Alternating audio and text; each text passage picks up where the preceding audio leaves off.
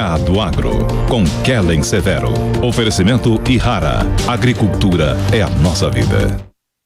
Olá, sejam bem-vindos ao Hora H do Agro, um painel onde discutimos e analisamos os temas que mais importam para o agronegócio brasileiro. A semana foi marcada por novas informações sobre crédito rural. Em entrevista exclusiva à Jovem Pan News, o ministro da Agricultura, Marcos Montes, projetou o prazo para a reabertura do Plano Safra 21-22, expectativas de juros para o Plano Safra 22-23 e anunciou estudos em andamento no governo para a renegociação de dívidas de agricultores afetados pela seca. Além disso, o novo ministro avaliou qual a situação do Brasil para o abastecimento de fertilizantes. E essa entrevista você vai acompanhar com exclusividade e na íntegra nesta edição do Hora H do Agro. Na mira do agronegócio também estão as novas tendências para o mercado de proteína do futuro. O consumo das carnes tradicionais e as novas alternativas que estão surgindo. No programa de hoje, a gente vai conhecer as projeções para o mercado de bovinos, aves, suínos, peixes e também insetos para o consumo humano e animal. Para esta discussão, vamos receber os nossos convidados. César de Castro, consultor agro do Itaú BBA. Seja muito bem-vindo, César. Obrigado, Kellen, pelo convite. Um prazer estar aqui com vocês. Nós é que agradecemos. Francisco Medeiros, presidente executivo da Associação Brasileira da Piscicultura, a Peixe Brasil. Seja muito bem-vindo. Agradecido pelo convite, extremamente feliz de estar falando com o pessoal do agro através desse canal de comunicação. Muito obrigada. Recebemos também Luiz Felipe de Carvalho, que é CEO da Racuna, uma empresa focada no uso de proteína de insetos na alimentação humana. Seja muito bem-vindo, Luiz. Muito obrigado, Kelly. Saudações a todos, Francisco, César. Obrigada a vocês pela companhia. Vamos direto ao ponto. Quero começar com você, César. Tratando da pecuária tradicional, bovinos, suínos, aves, como é que está o mercado dessas três carnes, dessas três proteínas no Brasil e no mundo hoje? Existem muitas oportunidades pela frente? O que você está enxergando? Kellen, acho que sim, muitas oportunidades, nem todas elas estão no Brasil, né, nesse momento. Acho que a gente tem, no caso da carne bovina, uma oportunidade maior no mercado externo.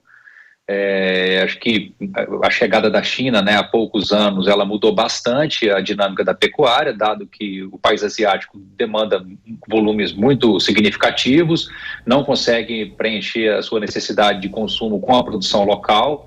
Então, nasceu lá na China, né, e possivelmente isso pode expandir para outros países ali do Sudeste Asiático, um futuro bastante promissor para as nossas exportações de carne bovina. O mercado interno, eu digo que ele é mais difícil nesse momento, porque nós temos um momento, né, no ciclo pecuário, né, falando da carne bovina, que os preços estão bastante elevados. Isso muda conforme o momento do ciclo, né? A gente está começando a entrar numa fase em que a expectativa é de um aumento de oferta. Isso não deve ser muito relevante para esse ano, mas possivelmente mais adiante virá, né? Ou seja, aquele momento em que os produtores começam a descartar as vacas é quando a carne cai. Então, a gente possivelmente deve ter um ambiente melhor, né, de mais atratividade do ponto de vista de preço para os consumidores de carne bovina mais adiante. Para as outras proteínas, né, no caso aqui as carnes, que me cabe, né, o convite, eu acho que a gente continua tendo um bom potencial, né, especialmente o de frango, pelo fato de ser o quilo de carne mais barato entre as três principais carnes, né, que eu comentei aqui. E no caso da carne suína, existe uma dificuldade, né, é a que tem mais espaço para crescer, porque nosso consumo é menor, né, da ordem de menos de 20 quilos, 17, 18 quilos, contra quase 50 do frango e uns 25 de carne bovina. Então o suíno tem espaço para crescer, mas é uma carne que tem uma característica mais regional. Nós notamos muito consumo em Minas Gerais, por exemplo, mas não é igual a todos os estados. Então aqui tem uma mistura de mitos, né, tamanho dos cortes, que melhorou muito, mas ainda talvez falta uma sofisticação maior em oferecer para o consumidor e ensinar como cozinhar e preparar bem. Então, vejo com bastante oportunidade as três proteínas, tá? Acho que no caso do boi vai demorar um pouco mais. A gente vê o consumo crescer novamente por causa da questão de preço. Interessante. Então, a sua visão é uma visão bastante positiva, seja pela possibilidade de incremento no consumo per capita, você citou aqui a China para o mercado de bovinos, seja pela ascensão, né, de renda de algumas comunidades que podem voltar a consumir mais proteínas no futuro. E aí você colocou ainda o espaço que tem para o mercado de frangos, de aves e também de suínos. Obrigada, César. Por enquanto, a gente segue adiante para entender uma outra proteína. Há uma proteína que tem se mostrado com grande potencial. São os peixes. Segundo a Associação Brasileira de Piscicultura, o setor tem crescido de 4,5% a 6% ao ano. Entre os destaques está a tilápia, não é mesmo? De cada 10 quilos de peixe consumido no Brasil, 6,3 são de tilápia. Francisco, a tilápia é a nova commodity do Brasil. Conta pra gente, como é que está esse mercado? A tilápia realmente é a nossa nova commodity do agro brasileiro, da proteína animal brasileira. O segundo peixe mais cultivado no mundo é a tilápia, o primeiro é a carpa, mas a China produz e consome. É um produto que está presente em 140 países e hoje a gente trabalha dentro dessa realidade de produto de commodity. É um produto que, vamos dizer assim, vem com um pacote extremamente pesado quando se fala de produção, processamento e comercialização, porque a gente tem uma certa regra no mercado, tanto no mercado interno quanto no mercado internacional, com relação ao produto, né? Então, assim, eu não preciso estar reinventando cortes, ou seja, os cortes já estão estabelecidos de uma maneira bem definida, não são muitos, e o mais interessante, são de fácil preparo, e tem algumas características em termos de valores relacionados a nutracêuticos, fatores nutricionais, efetivamente, que têm ajudado. E aí, o interessante de todo esse negócio é que o pescado em si é a proteína mais consumida no mundo, ou seja, dentre todas as proteínas, a primeira é pescado. E nós não estamos inseridos nesse mercado, né? A média mundial é de 20 quilos habitante ano e a gente está brigando aí para chegar nos 10 quilos por habitante ano, ou seja, a gente tem muito o que crescer e a gente acredita que vai crescer sim. Haja vista que o mercado ele tem uma taxa de crescimento praticamente em todos os países do mundo, a gente não tem observado nesse momento alguma queda por questões de restrições ao produto, é um produto assim... A gente até brinca, né? Você vai no cardiologista, ele indica você comer peixe, virou remédio praticamente em algumas circunstâncias. E o produtor brasileiro, isso aí é extremamente interessante, ele entrou efetivamente, ou seja, o business da piscicultura, do farm fishing no Brasil, é uma coisa recente, uma coisa de 8, 10 anos, ou seja, antes a gente criava de uma maneira assim, bem romântica, você tinha um sítio, tinha um viveiro que tinha peixe, você ia lá pescar com teus netos e filhos. Hoje é business, hoje é um importante negócio. Eu acabei de ver o relatório que a Embrapa Pesca e Aquicultura faz, da análise das exportações. O ano passado nós crescemos 78%, a análise trimestral agora, que acabou de sair, nós crescemos quase 200% em 2022 em relação a 2021, mesmo 2021 sendo um ano excepcional. Então, assim, apesar de todas as dificuldades, significa que ninguém está nadando em mar de dinheiro, ou seja, todo mundo está dentro desse cenário aí de custo de produção altíssimo, perda de poder aquisitivo, ou seja, aperta dos dois lados e a cadeia fica apertadinha ali, reduzindo margem, mas mesmo assim a gente verifica as principais empresas investindo. E aí é interessante isso aí. Então o negócio é bom, vou fazer investimento. Calma. O negócio está com uma boa taxa de crescimento, vai continuar crescendo, mas dentro de uma estrutura extremamente organizada de produção, processamento e comercialização. Ou seja, o que a gente falava há uns 5, 7 anos, né, que no futuro, para a tilapicultura brasileira, o futuro chegou. E o futuro é cheio de oportunidades e também de dificuldades. O suíno que nos diga como que é esse futuro. Muito bem, muito obrigada. É interessante, né? Esse mercado que está ganhando espaço e também a gente tem visto mais a tilápia ali no buffet, a gente tem visto a tilápia mais no prato do brasileiro. É algo interessante para a gente analisar como tendência para o mercado de proteína, que é o tema que estamos aqui tratando. E aí tem uma proteína que é mais diferente, eu diria assim, que são os grilos, as formigas, os besouros, alguns dos insetos que já são consumidos no mundo atualmente. De acordo, inclusive, com dados da ONU, que eu tomo aqui a liberdade de citar nessa conversa com os senhores, a FAO disse que pelo menos 2 bilhões de pessoas já se alimentam de insetos. E a gente vai conversar então com você, Luiz, que é CEO de uma startup, a Racuna, e vocês estão produzindo grilos no Brasil. Conta pra gente quantos grilos vocês estão produzindo, a que se destina essa produção? Exatamente. A produção de insetos para alimentação, embora aqui no Ocidente seja uma coisa bem comum, no Oriente, na África também, em alguns países da América Latina, já é uma tendência bem grande, né? E a gente quis antecipar um pouco essa tendência aqui para o Brasil. Ainda é um mercado muito novo, né? Tem poucas pessoas produzindo insetos. E na Racuna a gente está criando grilo para alimentação humana e para pets, né? E daí a gente pensa um pouco do porquê o grilo, porquê insetos.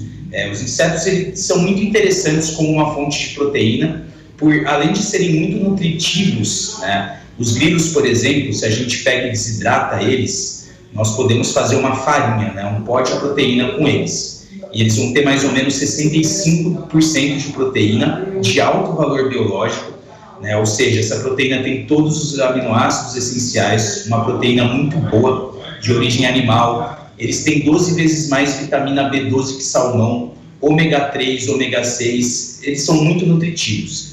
E daí o outro lado é a questão da sustentabilidade, né? Os insetos, por serem animais de sangue frio, eles utilizam muito menos recursos que outros animais para produzir a mesma quantidade de proteína.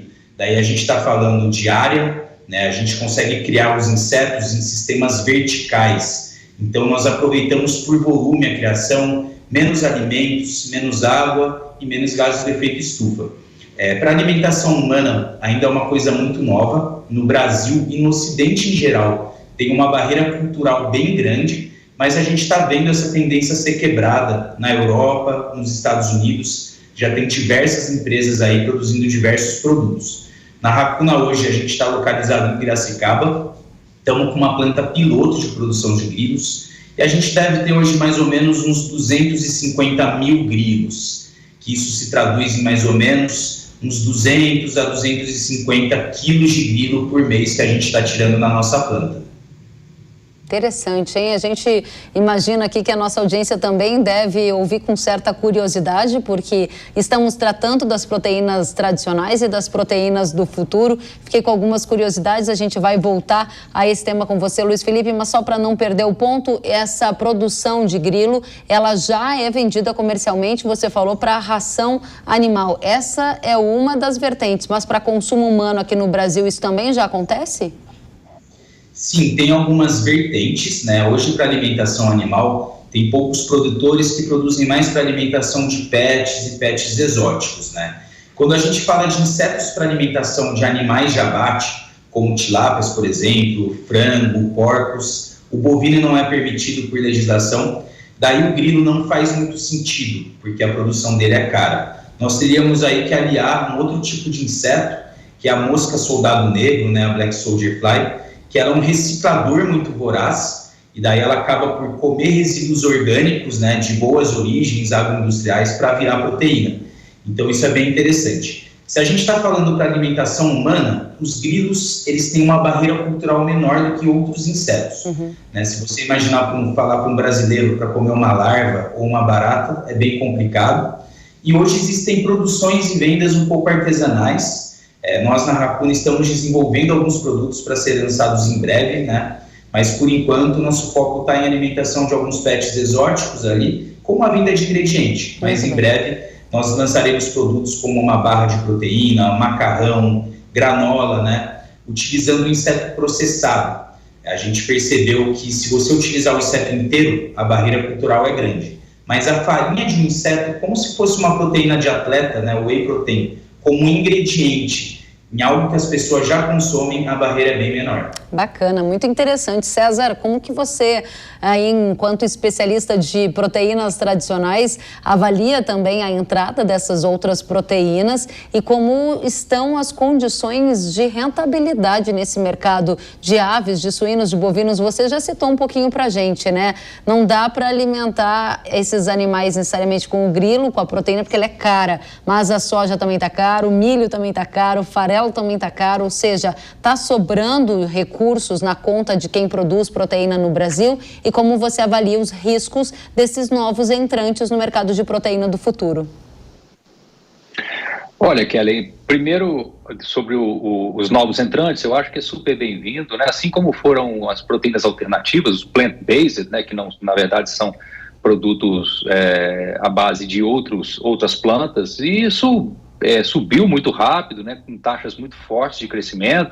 Depois, aparentemente, se estabilizou um pouco, né, a pandemia trouxe algumas alterações, aparentemente esse movimento perdeu um pouco de força, mas eu acredito perfeitamente que isso vai continuar existindo, atraindo, né, cada vez mais consumidores, a produção ganha escala, o custo cai, e vejo também as novas fontes, né, de carnes através de multiplicação celular também, que uma hora vão chegar. Isso faz todo sentido do ponto de vista ambiental e atende uma fração relevante da população bastante sensível à questão de não querer comer carne de animais. Enfim, eu acho que tudo tem que coexistir e mais do que isso, o consumidor final é que deve ter o direito de escolha, né, e não ser bombardeado por aquilo que ele deve comer. Acho que deve ser uma escolha dele o que ele busca ou não. Então, acredito que todas vão existir, talvez umas em maior proporção, né? Acredito que no caso do Felipe, dos insetos, acho que deve demorar um pouco pela questão cultural, né? Aqui nós temos o hábito, né, bem diferente da Ásia, mas sem dúvida faz muito sentido oferecer esses produtos. Só para deixar claro, desculpa, só para deixar claro, na sua visão, não há um risco para o mercado de carnes tradicionais, nem bovino, de aves e de suínos, ou uma mudança em relação aos hábitos de consumo da população na próxima década. Você acredita que há uma consistência, uma tendência de crescimento para essas linhas, as tradicionais? Perfeitamente. Eu acredito que todas têm condição de crescer, né? Talvez em mercados não exatamente os mesmos, mas sim vão existir, e é super bem-vinda uma tecnologia conviver com a outra, né? Isso no final o melhor para o consumidor, né? Que ele vai ter mais opções, o custo dos produtos tende a cair e as opções ficam mais democráticas e é o melhor dos mundos, né? Eu vejo isso como muito positivo, tanto que as proteínas, né, as plant-based, elas não impactaram de uma forma significativa o comércio de carne bovina. Ele continuou ocorrendo, né? Os produtores, nenhum produtor foi expulso do mercado porque esse mercado se fechou. Pelo contrário, eu acho que acabam surgindo, né, novas oportunidades de geração de valor e força os players que já estão, né, no mercado a se movimentarem para se defender também. Eu acho que isso é muito saudável para o mercado todo.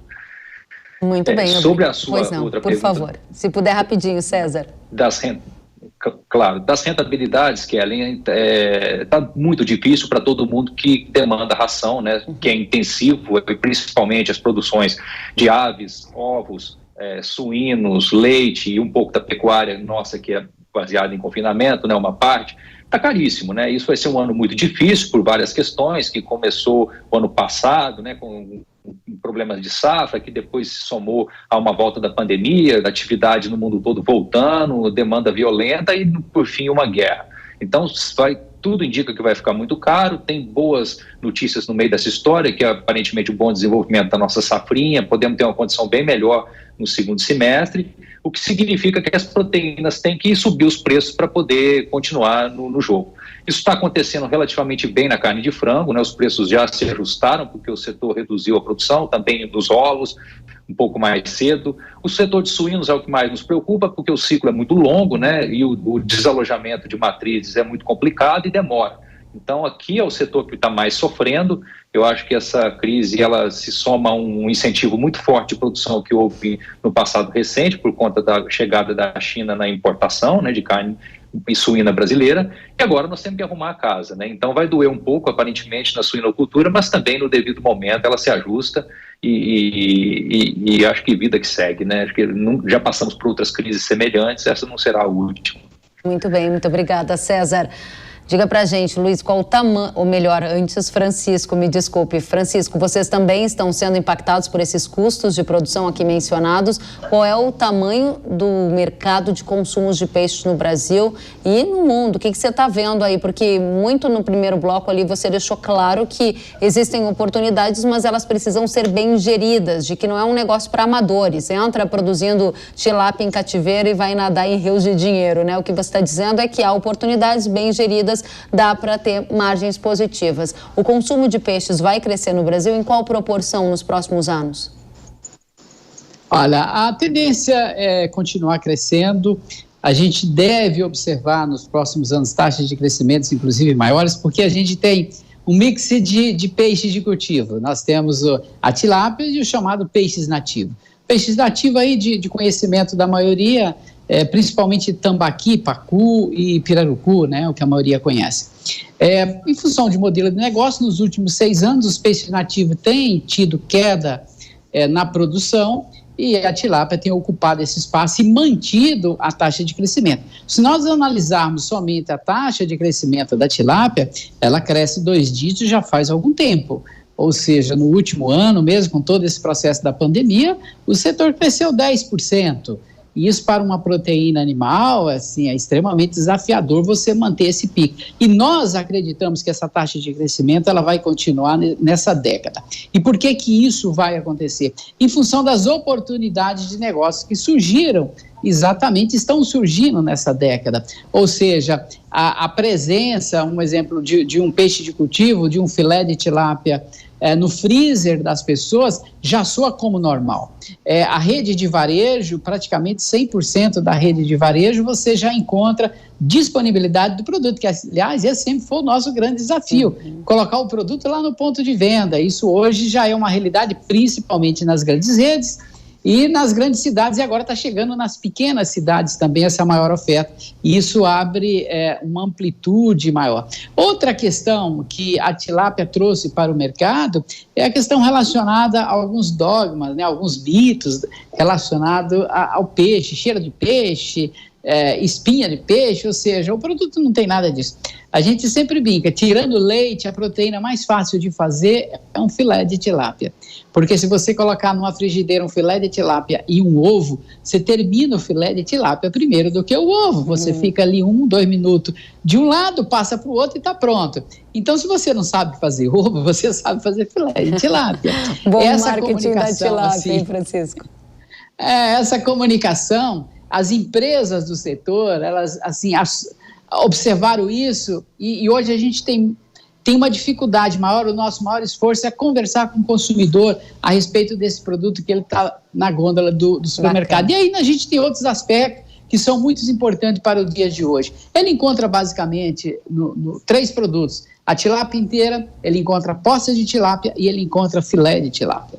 Então, para cada classe social, você tem um produto disponível e a preço extremamente acessível. Se você pegar uma tilápia inteira congelada, ela vai estar com preço similar ao frango congelado. Se você pegar uma posta de tilápia, ela tem preço semelhante à coxinha do meio da asa do frango. E se você pegar um filé de tilápia, você está comparando ela, em termos de preço, a um filé de carne bovina. Então, essa estratificação de oferta de produtos para os consumidores também é um fator, vamos dizer, que faz com que essa proteína deve crescer. A gente tem uma expectativa que até o final dessa década a tilápia deve representar 78% a 80% de todo o peixe de cultivo consumido no Brasil. E vai ser mais ou menos assim, né? Olha, vai no mercado e traz peixe. Você não precisa falar que peixe, ele vai trazer tilápia. Se você quiser um peixe, olha, você vai no mercado hoje e traga salmão. Então, assim, tilápia está se transformando e vai se transformar sinônimo de peixe, como acontece com carne suína. Eu sou de uma época que você comprava, não, duroc eu não quero não, eu quero é piau, uma carne melhor. Hoje não, suíno é suíno, frango é frango, você não quer saber qual a genética, a raça daquele. Não, frango é frango. E é exatamente isso. diferente até um pouquinho de carne bovina que está tentando sair aí, né, colocando corte diferente. Então o setor vai crescer, isso é inevitável. Muito obrigada. Vou então passar adiante para ouvir você, Luiz. A gente ouviu aqui o entusiasmo do Francisco, trazendo aqui o mercado de oportunidades que ele enxerga para o peixe, para a tilápia especialmente, com taxas de crescimento de 2 dígitos. Qual é a taxa de crescimento para o mercado de insetos que você percebe para estes próximos anos e se há rentabilidade potencial para quem estiver nos assistindo e quiser investir nesse mercado de proteína? Bem bacana. Eu vou aproveitar e complementar um pouco o que o César falou da questão da proteína dos insetos. Nós não acreditamos que a proteína de insetos vai substituir as proteínas tradicionais. Pelo contrário, eu acredito que serão grandes aliadas justamente quando a gente pensa no inseto para alimentação animal. Aqui no Brasil ainda é um mercado muito incipiente, é difícil um pouco falar de crescimento do mercado, porque a maioria das empresas ainda estão na fase de pesquisa, né? Mas a gente pode observar movimentos no exterior, como, por exemplo, essa larva da mosca, né, da Black Soldier Fly. Hoje tem grandes empresas já criando em escalas maiores, e esses insetos eles podem ser grandes aliados na produção de frango, de suínos, de tilápias, porque eles são ingrediente proteico de altíssima qualidade, né? Eles trazem muitas benfeitorias para as produções de animais tradicionais. Ainda eles são caros, né, quando comparável à soja, mais ou menos, mas já estão em alguns países chegando mais ou menos no preço da farinha de peixe. E o inseto, por tratar resíduos, né, ele pode ser um ingrediente muito sustentável, uma alternativa à soja e uma alternativa à farinha de peixe, que também causa sobrepesca oceânica. Então, é dito que os insetos eles podem ser uma nova fronteira do agronegócio mundial. Isso ainda vai demorar um pouco, são criações massais, ainda se necessita de muita escala, mas no futuro eu acredito que sim, os insetos serão aliados também na produção dos animais tradicionais.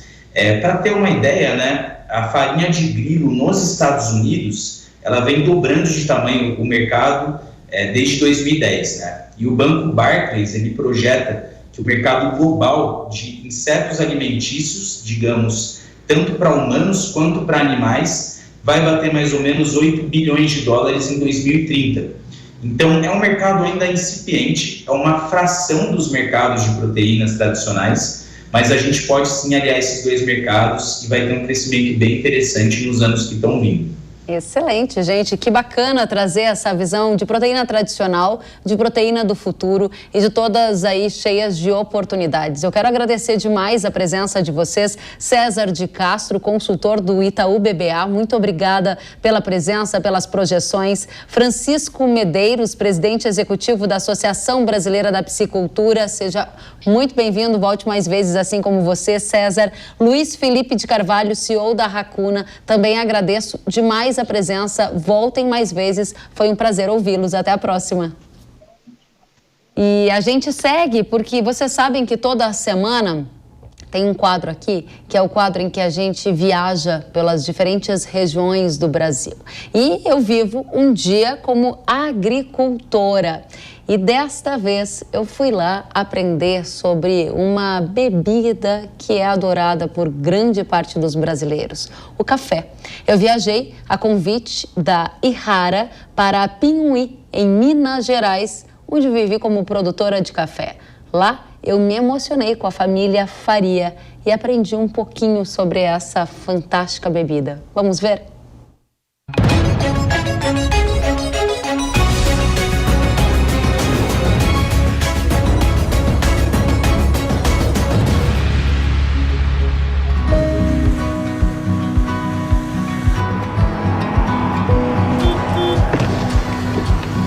Que coisa boa tá na casa de vocês. Um cafezinho, sirva aqui, um cafezinho da roça. Que lugar é esse maravilhoso, meu Deus? Esse café foi plantado em 78. Deve ser mais velho do que qualquer um de vocês que está aqui. E é produtivo ainda, seu Antônio? Produtivo. Mas isso tem a ver com o talento do Thales? Tem, porque a formatura dele ajudou muito, viu? E ajudou a gente ir remodelando e melhorando, né? Legal, tô aqui para trabalhar. Por onde a gente começa? Ué, serviço é o que não falta.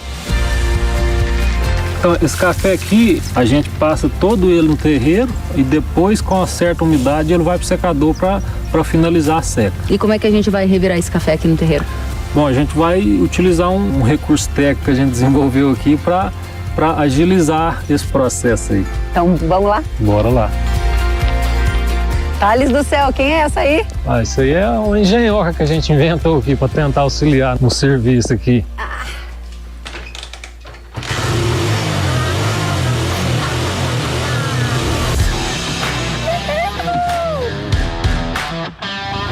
Agricultora, por um dia, bora rodar esse café.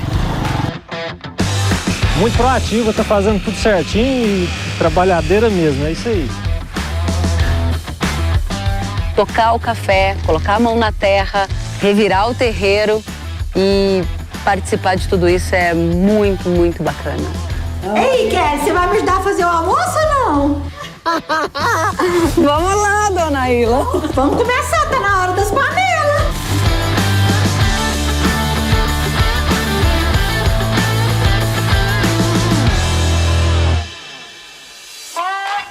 Hora de colher nosso cafezinho. Ô, Thales, esse pé tá bonitão, olha aqui. Tá assim, ó, essa carga pendente que tá nele aí deve dar quase 4 litros. É o fruto do café e é o fruto do trabalho nosso do ano inteiro, né? E como é que tá a minha produtividade? Meio lenta? Até a tarde você consegue fazer pelo menos para consumo próprio, viu? Colocar umas mais fininhas agora para facilitar para acender.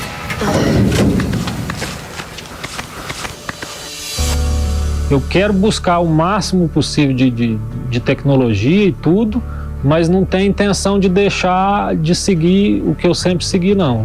Eu quero ser o Thales mesmo aqui, escondidinho aqui no meu canto, do jeitinho que eu sou mesmo. Sotaque mineiro, falo tudo errado mesmo, mas com humildade e com orgulho.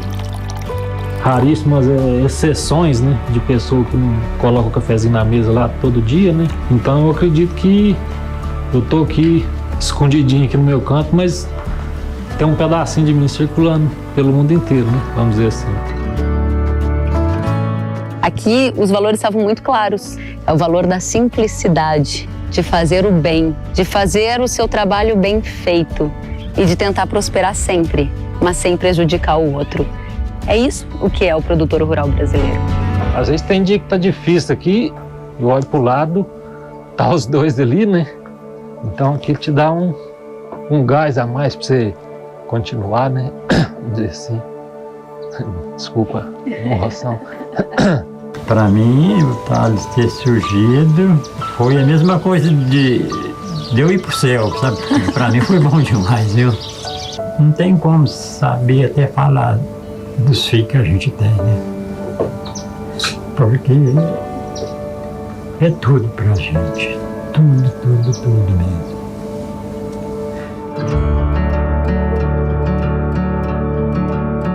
Muito, muito, muito especial. O carinho como vocês nos receberam foi muito, muito especial mesmo.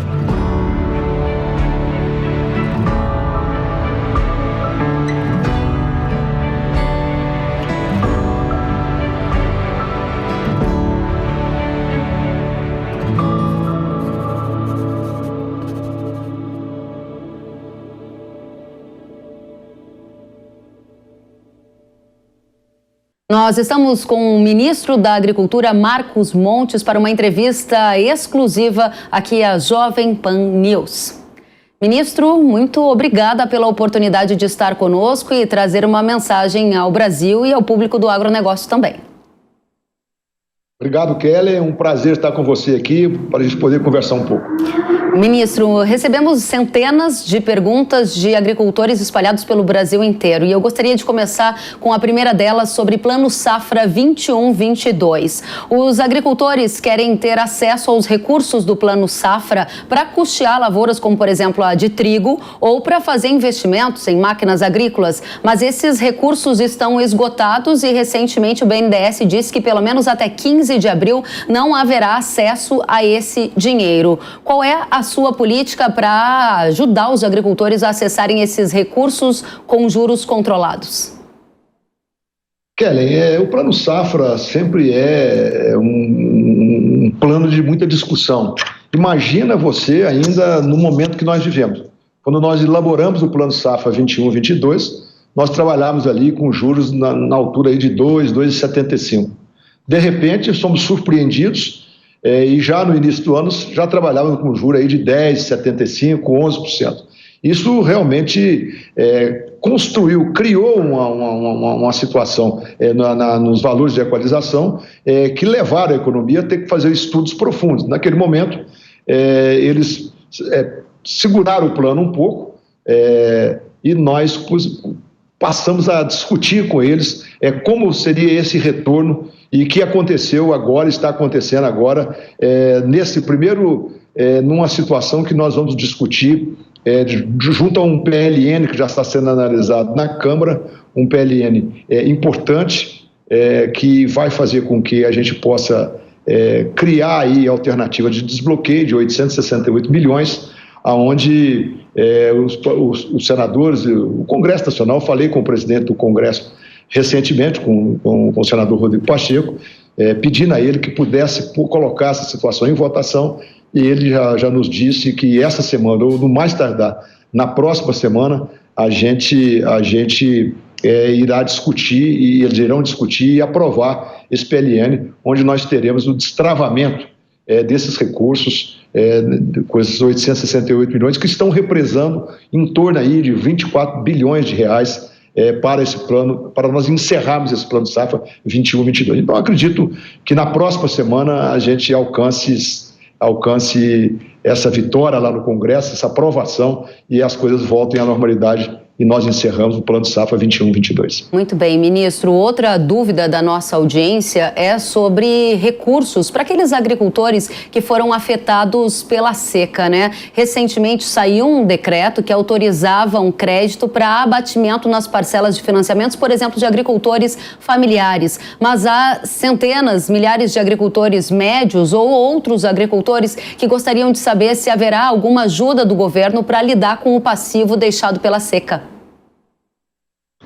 Sempre esses problemas climáticos, o tipo de problema que trazem à tona situações como essa, nos remete também a discussões profundas com a economia, que tem lá também os seus ajustes a fazer em cima de um teto fiscal que viva, mas nós conseguimos, através de uma medida provisória, de um decreto que autorizou, que você já de seu conhecimento, que autorizou a medida provisória, liberando aí 1 bilhão e 200 milhões para que a gente faça o rebate dessas parcelas desse time pronafiano, né, desses produtores pronafianos, um rebate aí de 35,2% nas parcelas vencidas e vincendas até julho desse ano.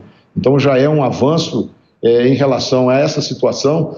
E nós estamos buscando também alternativa no próprio PLN1, com esses 868 milhões, liberando também, destravando o Plano Safra.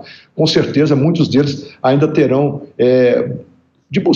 terão aonde buscar esses recursos que estão represados. Então, eu acho que o que nós fizemos, estamos discutindo a situação da renegociação da dívida, é mais complicado, nós precisamos de avançar primeiro na elaboração do Plano Safra 22-23, para depois chegar nesse momento. Mas, pelo menos, já chegamos aí a alguns números que vai ajudar, já está ajudando esses produtores afetados pela seca. Muito bem, o senhor acaba de falar sobre o Plano Safra 22-23. Eu gostaria de saber o que o Ministério da Agricultura já tem definido para este novo plano. Há uma grande expectativa do setor agropecuário em relação a taxas de juros, porque com as recentes altas da Selic, há uma especulação de que a taxa de juros do Plano Safra pode chegar a 2 dígitos. E eu gostaria de saber se o senhor confirma essa expectativa e como vai ficar o volume de recursos, já que está faltando dinheiro para o Plano Safra 21-22. Tem gente que teme faltar para 22-23, ministro. Os esforços são muito grandes para que a gente tenha um plano safra muito robusto. As taxas de juros, claro, poderão sofrer alguma alteração, mas vamos discutir com os valores da equalização, a gente colocar a taxa de juros em alguns níveis pequenos ainda. É claro, um pouco acima do que foi o ano passado, mas nunca pensando em chegar a 2 dígitos, em nenhum dos níveis. Por isso, essa discussão é uma discussão que vai ser uma discussão dura. O momento do que nós estamos vivendo é um momento difícil. Nós temos aí a questão dos custos de produção aumentados, temos aí as taxas de juros aumentadas, então o plano de safra também tem que ser compatível com o momento que nós estamos vivendo. Essa é a discussão que nós estamos com o Ministério da Economia, que tem visto, tem ajudado, tem trabalhado para nós alcançarmos uma solução que nós começamos a discutir para poder entregar esse plano safra até o final de junho desse ano, e eu tenho certeza que nós teremos aí, pelo momento que nós estamos vivendo, nós teremos uma apresentação que irá atender à expectativa do produtor rural brasileiro.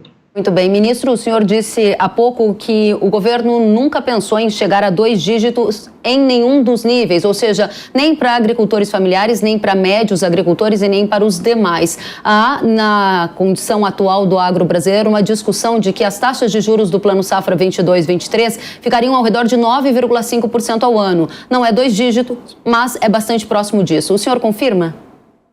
Não vou confirmar, não posso confirmar o nível da taxa de juros, que eu disse, nós vamos tentar o máximo possível para que ela seja abaixo disso, mas a discussão sobre os valores que serão apresentados, principalmente o valor da equalização, repito, que a gente tem que avançar nesse momento difícil que nós estamos vivendo.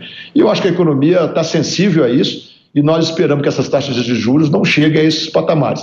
Mas é só depois de muita discussão com a economia que nós iremos mostrar a importância de nós termos valores substanciais com taxas de juros mais acessíveis, claro que não como as do ano passado, mas não tão alta como às vezes se apregoa, como você está falando. Esperamos que isso não aconteça, torço para que isso não aconteça e chego até a acreditar que isso não irá acontecer. Muito bem. Ministro, outro tema de grande interesse da população brasileira e também do agronegócio é sobre fertilizantes. Os agricultores querem saber quais são os planos do governo em relação ao risco de faltar adubo, por todos os fatores conhecidos pela nossa audiência, agravados pela guerra na Ucrânia, questão energética, lockdown na China. O senhor acredita que vai haver falta de fertilizante para a safra 22-23? Como é que o senhor está acompanhando a logística, a chegada desses produtos no Brasil e que ações estão sendo tomadas junto com as empresas do setor privado? Olha, Kelly, é um momento de muita serenidade, muita cautela.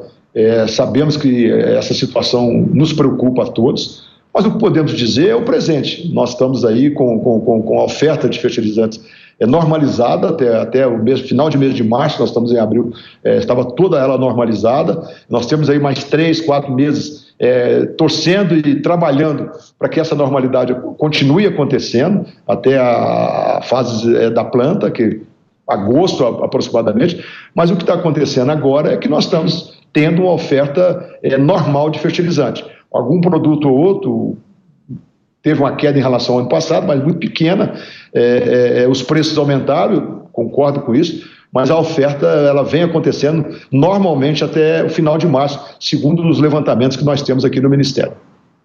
Há um comitê de gestão de crise em relação a essa questão de insumos? Vocês regularmente conversam com a indústria de fertilizantes ou com a indústria de defensivos? Esse é um ponto em que a audiência do agro está bastante preocupada com o nível de especulação neste mercado. Transparência de dados por parte do governo ajudam a tornar essa situação mais clara para todos nós. Como o senhor está fazendo isso?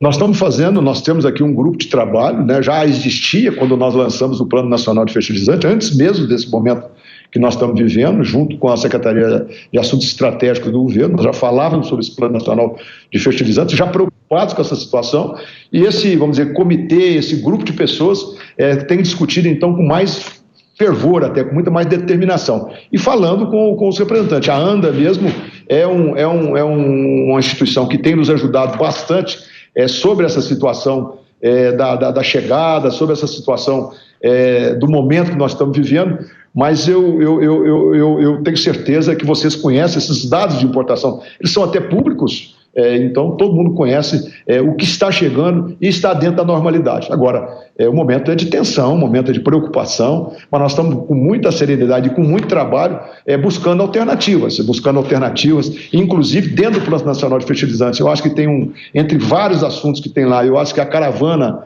que a Embrapa coloca hoje, ela é de ação mais que imediata, às vezes orientando o uso de fertilizantes de uma maneira eficiente, mas numa quantidade suficiente, eficiente e suficiente para poder a gente ter o fertilizante na sua totalidade. Antigamente não, se colocava mais fertilizante, até como uma poupança na terra, você conhece isso muito bem. Mas essa caravana é de assunto imediato e está tendo resultados muito positivos. Então eu acredito que toda essa cautela que nós estamos tendo, todo esse trabalho que nós estamos tendo, acompanhado pelas entidades, repito, a ANDA tem sido aqui uma parceira de troca de informações, de preocupações, mas nós estamos assim bastante otimistas que nós teremos os fertilizantes chegando esse ano e quem sabe essa normalidade até o Brasil diminuir um pouco essa dependência com esse plano nacional que está sendo colocado para que a gente possa fazer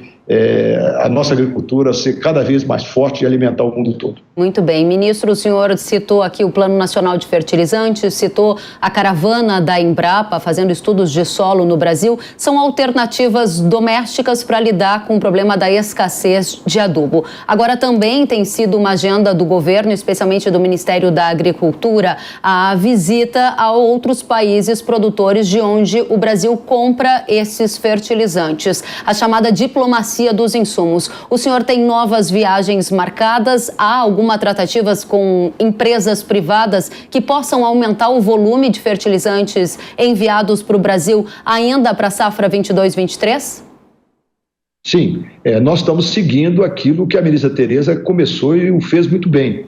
Visitando países fornecedores de fertilizantes, você acompanhou bem ao Irã, ao Canadá, e nesse próximo mês agora, o mês de maio, nós estamos já com a equipe aqui, capitaneada por mim, visitando Marrocos, visitando Egito, visitando Jordânia, acompanhada por importadores de fertilizantes, para a gente realmente buscar mais alternativas, aumentar às vezes as nossas cotas de importação de fertilizantes. Esse trabalho também continuará como foi feito na época que a ministra Tereza Cristina o fez, como eu repito, de uma forma bastante eficaz.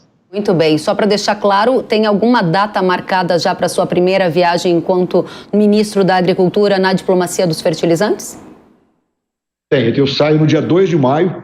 Esse mês de abril lá pelo Radaman é um mês difícil, mais complicado. O próprio embaixador de Marrocos, quando nós tivemos uma reunião aqui no Ministério, recomendou que a gente esperasse, que era o melhor um outro momento para a negociação. Então a gente embarca no dia 2 de maio, a gente já sai para essa jornada fora do país. Muito bem. Ministro, eu gostaria de saber qual é a linha da sua gestão à frente do Ministério da Agricultura, qual a marca que o senhor quer deixar e qual vai ser a sua prioridade enquanto chefe dessa importante pasta aqui para o país.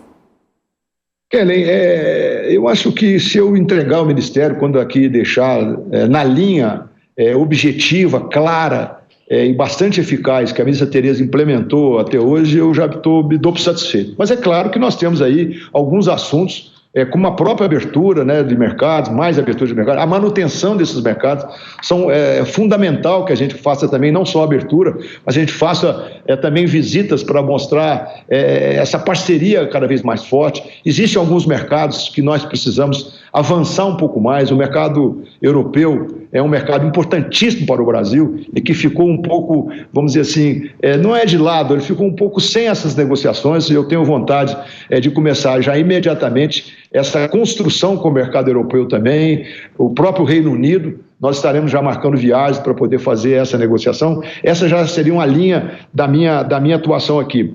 Continuar com muita força a questão da regularização fundiária, é um assunto também bastante importante para o país. Nós já entregamos, diferentemente de outros governos, o governo do presidente Bolsonaro já entregou aproximadamente 340 mil títulos. Nós iremos chegar a entregar, quem sabe, 450, 500 mil títulos até o final do governo. Toda semana nós estamos acompanhando o presidente e o presidente do INCA, o Geraldo, que faz um trabalho também magnífico.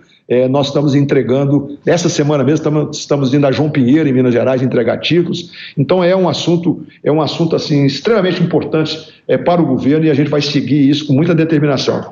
E uma outra situação, outras duas situações que eu também reputo de extrema importância, que avançou e nós precisamos consolidar, são os créditos privados para o agro.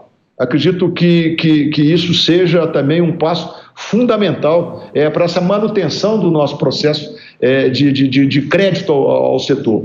O setor público não suporta sozinho, nós sabemos disso. Então, esses avanços, quando nós fizemos a Lei do Agro aqui na Secretaria de Política Agrícola, fizemos alguns projetos que realmente abriu essa possibilidade do crédito privado. Na semana passada, você deve ter já divulgado, nós acompanhamos o presidente Fausto do Banco Brasil, junto com o presidente da República, numa reunião lá no banco, no lançamento da CPR, a CPR Preserva, que é um desdobramento da CPR Verde. Hoje sim nós temos um instrumento para poder fazer esses investimentos. Quem quiser fazer esses investimentos, e nós sabemos já que a própria Petrobras e outras entidades e outras empresas irão comprar esses títulos, e quem sabe também nesse discurso que nós estamos vivendo no mundo todo, de investir em papéis verdes, os outros países, outras empresas, outros fundos possam aqui investir nesse ativo que nós já estamos consolidado, que o Banco Brasil nos apresenta. Existe outra questão? Pois não. Pois não.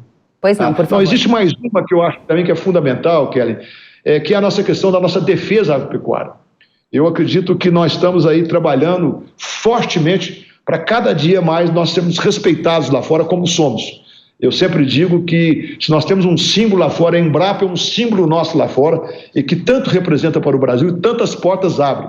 Mas o nosso CIF, o nosso Serviço de Inspeção Federal, o nosso CIF, famoso CIF, também tem hoje uma entrada lá fora extremamente consolidada e nós precisamos fazer isso cada vez ficar mais forte. Tanto é que estamos lá no Congresso, com um grande projeto já aprovado na Câmara e no Senado, que é o projeto do autocontrole, que fortalecerá mais ainda a nossa defesa agropecuária, que tanto resultado tem dado ao mundo, e ao país e evidentemente ao mundo.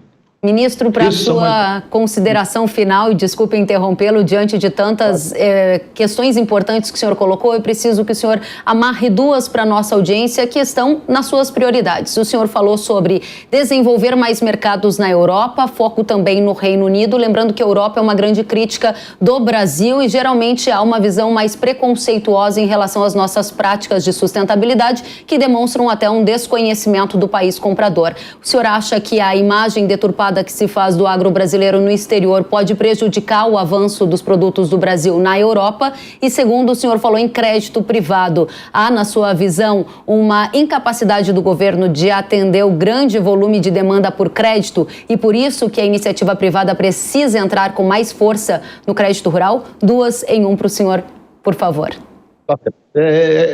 A questão do mercado externo, que você disse da União Europeia, é exatamente isso, sabe, Kelly? A gente voltar essa negociação com um discurso muito mais eloquente em relação à questão da nossa sustentabilidade. Eu acho que o exemplo que nós tivemos na COP26 em Glasgow já nos abriu a porta para mostrar que a nossa agropecuária, o nosso setor é um setor extremamente sustentável. Estamos preocupados, temos grandes projetos, grandes planos para poder avançar nessa linha, e acho que essa negociação com o mercado o europeu é muito importante, claro, para abrir as portas dos nossos produtos, mas também para desfazer e mostrar o que nós estamos fazendo. Nós temos uma legislação ambiental que eu participei como parlamentar muito severa, e aqui nós estamos fazendo essa legislação ser implementada. Nós temos o trabalho do CAR, por exemplo, o CAR dinamizado, que é uma parceria nossa com os estados, mostrando claramente o que nós queremos, o que nós estamos fazendo e o que nós pretendemos mostrar ao mundo todo. Então, eu acho que essa situação é uma situação que nós precisamos ter ousadia, mais ousadia, para colocar nossos produtos, nesse caso que eu estou dizendo, no mercado europeu e no Reino Unido, colocar nossos produtos e mostrar realmente que o Brasil é uma potência agroambiental. Muito bem. Ministro, em relação ao crédito privado, vai precisar de uma maior ação dos bancos para dar conta de todo o volume de demanda do agro e o governo não conseguirá dar conta de todo esse recurso? Eu acho que é o caminho que nós temos que seguir, que é exatamente isso, é menos recurso público, deixar o recurso público para os pequenos agricultores, a agricultura familiar, por exemplo, e deixar os outros recursos nesses instrumentos que nós construímos. Aqui a Secretaria de Política Agrícola, capitaneada pelo Guilherme, pelo Zé Ângelo, colocou no mercado aí papéis importantes, instrumentos importantes para que o setor privado possa vir aqui fazer negócios e com toda certeza com bom retorno a todos. Eu acredito que, como eu te disse, esse próprio esse papel, vamos chamar assim, que o Banco do Brasil liberou na semana passada, além de estarmos num processo de descarbonização e oferecendo resultado ao nosso produtor, resultado financeiro ao nosso produtor, e outros papéis que estão sendo oferecidos, acredito que nós iremos sair um pouco do recurso público, como disse, deixando para o menor e criando instrumentos para que o grande produtor, esse que tem a sua autossuficiência, esse que tem já avançado bastante, possa realmente também utilizá-los. Ministro, gostaria de agradecer ao senhor pela entrevista, pelos esclarecimentos, por esta oportunidade única aqui para a audiência da Jovem Pan News. O senhor é muito bem-vindo, volte mais vezes, desejo sucesso à frente do Ministério da Agricultura. Obrigado, Kelly, vamos nos esforçar bastante para cumprir aqui uma missão que nos foi destinado, que vamos fazer com muito esforço. E obrigado pela sua oportunidade. Falar com você, falar aí na Jovem Pan, sempre é um prazer muito grande.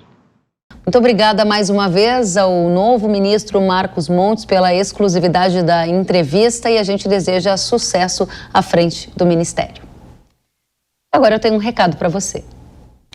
Hoje eu vim falar com você que faz o plantio do algodão. Produzir com rentabilidade é um grande desafio, não é? Mas a boa notícia é que, com a tecnologia certa, você pode facilitar e potencializar esta produção. E a Yara investe em tecnologias avançadas para levar as melhores soluções até você, com um portfólio completo de inseticidas, fungicidas e herbicidas. Chaser é uma dessas soluções, que extermina as pragas e as doenças do algodão, como o bicudo do algodoeiro, o ácaro rajado, a ramulária e o pulgão do algodoeiro. Chaser é o único com ação inseticida e fungicida e tem uma tecnologia inédita no Brasil, que paralisa imediatamente a alimentação das pragas. Incrível, né? Acesse ihara.com.br ou aponte o celular para o QR Code da tela para saber mais sobre essa e outras soluções para o algodão. Na hora H da proteção do seu cultivo, é Yara. Pode confiar. O Hora H do Agro fica por aqui. Nos vemos na próxima semana. Até lá.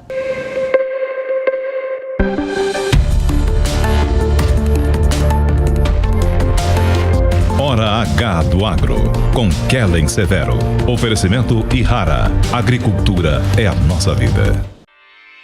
Realização Jovem Pan News.